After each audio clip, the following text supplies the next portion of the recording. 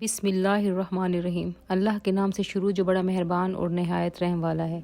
Islamic wisdom depth के देखने और तमाम सुनने वाले मोअज़्ज़िज़ दोस्तों को अस्सलाम वालेकुम। वीडियो शुरू करने से पहले आपसे गुजारिश है कि चैनल्स को सब्सक्राइब करते हुए साथ मौजूद घंटी के बटन को भी दबाना मत भूलिएगा ताकि हर नई आने वाली वीडियो की नोटिफिकेशन बाकायदगी के साथ आप तक पहुँचती रहे। नाज़रीन ग्रामी, इस्लामी सिलसिले के हवाले से एक नए मौजू के साथ हम आपकी खिदमत में हाजिर हैं। आज हम जिस मौजू पर गुफ्तगू का आगाज़ करने जा रहे हैं वो हज़रत हूद अलैहिस्सलाम की ज़िंदगी और हालात व वाक़यात पर मुश्तमिल है। प्यारे दोस्तों, हज़रत नूह अलैहिस्सलाम का एक बेटा साम था। अरब और इसराइल उनकी तरफ से मंसूब हैं। साम के पोतों से हज़रत हूद अलैहिस्सलाम पैदा हुए। हज़रत हूद अलैहिस्सलाम की कौम को कौम आद या कौम इरम भी कहा जाता है, क्योंकि हज़रत आद और इरम हज़रत हूद अलैहिस्सलाम के अजदाद थे। कौम हूद अहकाफ नामी एक बस्ती में मकीन थी और अरबी में अहकाफ रेत के टेलों को कहते हैं। ये लोग ज़्यादातर ऊंचे और लंबे स्तूनों में रहते थे। इस कौम के लोगों का कद इंतहाई दराज था, यानी ये द्यो हैकल कौम थी। तूफ़ान नूह के बाद कौम आद ही वो पहली कौम थी जिसने बुत परस्ती इख्तियार की, इसलिए कौम हूद को आद ओला भी कहा जाता है। उनके 3 बुत थे जिनके नाम समद, समूद और हरर थे।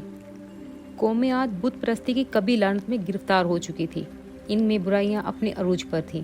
वो वक्त था जब अल्लाह सुब्हानो ताला ने हज़रत हूद अलैहिस्सलाम को नबी महबूस फरमाया। हज़रत हूद अलैहिस्सलाम ने अपनी कौम को दीनी हक की जानिब बुलाया, मगर बेरारबी और बुत परस्ती की लानत में गिरफ्तार इन लोगों ने हज़रत हूद अलैहिस्सलाम की बातों पर तवज्जो ना दी और हज़रत हूद अलैहिस्सलाम को झुटलाया और कहने लगे कि क्या हम अपने अबाओ अजदाद की पैरवी छोड़ दें। नाज़रीन ग्रामी, हज़रत नूह अलैहिस्सलाम ने अपनी कौम के लोगों को अल्लाह के गज़बनाक अजाब से डराया, तो उन्होंने कहा कि अगर तुम सच्चे हो तो अपने अल्लाह को कहो कि वो हम पर अजाब नाजिल करे।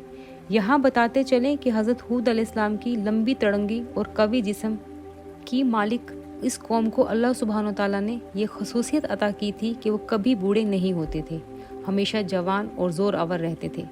उन्होंने अपने दौर में ऐसे ऐसे शाहकार तामीर किए जिनको देखकर आज के इस जदीद दौर के कंस्ट्रक्टर भी दंग रह जाते हैं। उन्होंने जदीद तर्ज पर शहर बनाए। इन्हीं खसूसियात की बिना पर उन्होंने हज़रत हूद अलैहिस्सलाम को खुले आम चैलेंज किया कि अल्लाह से कहो कि वो हम पर अजाब नाजिल करें।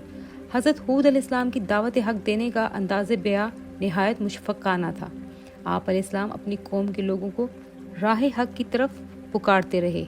दिन और रात यूं ही गुजरते गए, मगर कौम आद के कानों पर जूं तक ना रेंगी। वो मुसलसल अपनी हर दरमी पर कायम और दायम रहे और बड़े वसूख से अपने कायम करता बुतों की पूजा में मसरूफ़ अमल रहे।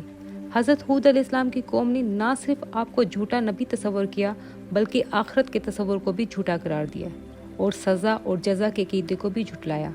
अब हज़रत हूद अलैहिस्सलाम ने जब देखा कि उनकी भटकी हुई कौम अल्लाह की वहदानियत की जानिब माइल नहीं हो रही और मुसलसल अपनी हर धर्मी की बिना पर इनकारी है, तो हज़रत हूद अलैहिस्सलाम ने उनके बुतों से बेजारी का सरेआम ऐलान कर दिया, जिसका कुरान पाक में कुछ यूँ तज़किरा किया गया है।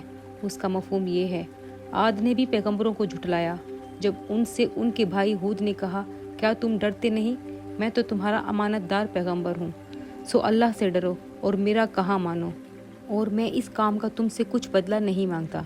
मेरा बदला तो अल्लाह रब्बुल आलमीन के ज़िम्मे है। भला तुम जो हर ऊंची चीज़ पर निशान ताबीर करते हो और महल बनाते हो, शायद तुम हमेशा रहोगे। जब किसी को पकड़ते हो तो जालिमाना पकड़ते हो, सो अल्लाह से डरो और अताअत करो, और जिसने तुमको उन चीज़ों से मदद दी उससे डरो। उसने तुम्हें चारपाइयों और बेटों से मदद दी और बागों और चश्मों के। मुझको तुम्हारे बारे में बड़े सख्त दिन के अजाबों का खौफ है। वो कहने लगे, हमें ख्वाह नसीहत करो या ना करो, हमारे लिए यकसा है। ये तो अगलों ही के तरीक हैं और हम पर कोई अजाब नहीं आएगा। सो उन्होंने हूद को झुटलाया तो हमने उनको हलाक कर दिया।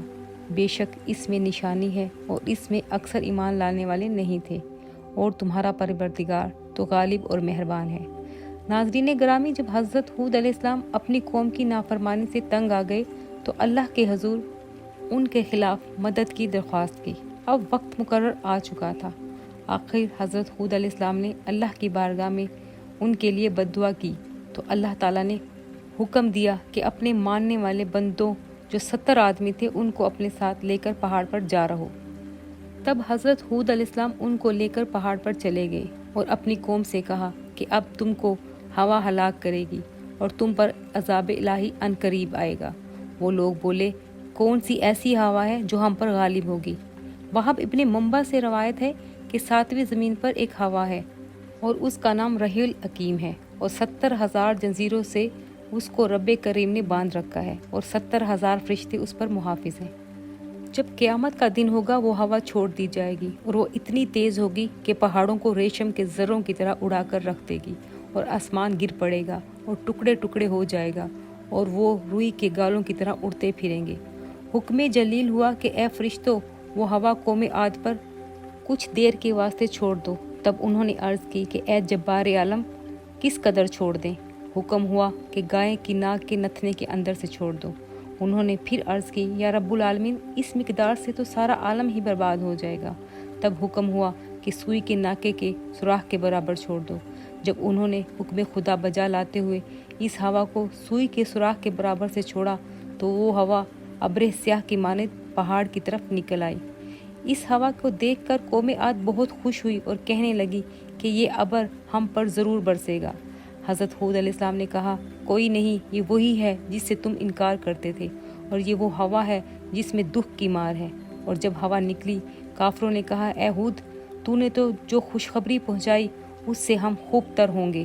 حضرت ہود علیہ السلام نے فرمایا، اے کافروں، ذرا صبر کرو، اللہ تعالیٰ کی طرف سے تم پر عذاب علیم پہنچتا ہے۔ معزز دوستو، اس خبر کو سن کر تقریباً 7 لاکھ مرد 3 پہاڑوں کے دامن میں جا کر کھڑے ہو گئے۔ یہ سب آپس میں ایک دوسرے کا ہاتھ پکڑ کر اپنے پاؤں کو گھٹنوں تک زمین میں گاڑ کر بیٹھ گئے اور اپنے چاہنے والوں کے گرد ایک خول تیار کر دیا، اور یہ کہنے لگے کہ 3 اطراف تو پہاڑ ہیں اور ایک جانب ہم سب ہیں، دیکھتے ہیں کون سی ہوا ہمارے پیچھے گزرتی ہے اور وہ ہم پر کس طرح سے زور کر سکتی ہے۔ جب متکبروں نے اپنی قوت کا غرور کیا تو اچانک ایک رعد کی آواز آئی، اور ہوا اس قدر زور سے چلی کہ مکانات اور قلعے وغیرہ جتنے تھے سب کچھ جڑ سے اکھاڑ پھینکے اور تمام تعمیرات برباد ہو گئی۔ اس زوردار ہوا نے قوم عاد کے پرخچے اڑا ڈالے اور وہ تباہ و برباد ہو گئے۔ یہاں ایک اور روایات بھی آپ تک پہنچاتے چلیں کہ جب ہر طرح کی کوشش کے باوجود قوم عاد نے حق بات کو ماننے سے انکار کر دیا تو اللہ تعالیٰ نے قوم عاد پر قحط مسلط کر دیا۔ جب لوگ پھر بھی حضرت ہود علیہ السلام کی دعوت پر انکار ہی کرتے رہے تو اللہ تعالیٰ نے ان پر ہوا کو اختیار دے دیا۔ 7 راتوں اور 8 دن تک مسلسل آندھی اور طوفان سے قوم عاد کے گھر بار، فصلیں اور ہر چیز تباہ ہو گئی، اور لوگ ہوا کے ساتھ اڑ کر ادھر ادھر ٹکراتے رہے۔ جب اللہ تعالیٰ کا عذاب ختم ہوا تو نافرمان قوم عاد ہمیشہ ہمیشہ کے لیے اس دنیا سے مٹ چکی تھی۔ لوگوں کے جسم میدانوں میں یوں بکھرے پڑے تھے جیسے کھجور کے کٹے ہوئے تنے ہوں، اور کوئی ان کو سنبھالنے والا باقی نہ بچا ہو۔ قوم عاد میں سے حضرت ہود علیہ السلام اور چند لوگ جو ایمان لائے تھے صرف وہی باقی بچے، اور پاک پروردگار کے حکم سے ہجرت کر کے دوسری جگہ چلے گئے۔ معزز دوستو، کہا جاتا ہے کہ قوم عاد کو رب کریم نے بے شمار نعمتوں سے نوازا تھا، مگر انہوں نے اس کو اللہ تعالیٰ کی عطا سمجھنے کی بجائے یہ سمجھ لیا کہ یہ ان کی اپنی محنت ہے۔ ہمیں بھی اس بات کا خاص خیال رکھنا چاہیے کہ زندگی میں جو بھی اچھی چیز ملے اس کو خدا کی نعمت سمجھے اور اس پر رب تعالیٰ کا شکر ادا کرے، اور اس خیال کو اپنے ذہن میں نہ آنے دیں کہ یہ میری محنت اور کوشش سے ملا ہے، بلکہ یہ سوچیں کہ یہ رب تعالیٰ کے فضل و کرم سے ملا ہے۔ قوم عاد کے پاس صحت، دولت اور دنیاوی علم سب کچھ تھا، مگر کمی تھی تو دین کے علم کی تھی۔ ان کے آباء و اجداد نے دین کو بھلا دیا، جس کی وجہ سے شیطان نے ان کو آسانی سے غلط راہ پر ڈال دیا۔ ہمیں بھی ہر لمحے یہ جاننے کی کوشش کرنی چاہیے کہ ہمارا دین ہمیں کیا سکھاتا ہے، تاکہ ہم شیطان کے بہکاوے میں نہ آ سکیں۔ قوم عاد کو جب حضرت ہود علیہ السلام نے دین کی طرف بلایا تو ان لوگوں نے حضرت ہود علیہ السلام کی کسی بھی دلیل پر غور نہیں کیا اور ایک ہی بات پر اڑے رہے۔ ہمیں قرآن پاک میں اللہ تعالیٰ نے بار بار غور و فکر کرنے کا حکم دیا ہے، لہٰذا ہمیں بھی چاہیے کہ کسی بھی بات پر اڑ جانے کے بجائے اور کوئی بھی جواب دینے سے پہلے اچھی طرح غور کریں کہ کہیں ہم غلطی پر تو نہیں ہیں۔ قوم عاد پر جب عذاب آیا تو سلامت صرف وہی لوگ رہے جنہوں نے اپنی غلطی کو سمجھا اور مانا اور فوراً اپنے آپ کو درست کر لیا، اور جب حضرت ہود علیہ السلام کے پیغام کو مانا اور مسلمان ہو گئے۔ جب رب دو جہاں کا گنہگاروں پر عذاب آتا ہے تو پھر بچ نکلنے کا کوئی راہ نہیں ہوتی، لہٰذا ہمیں ڈرنا چاہیے اور غلطی ہونے پر اس سے پہلے کہ پکڑ ہو فوراً معافی مانگ کر توبہ کر لینی چاہیے۔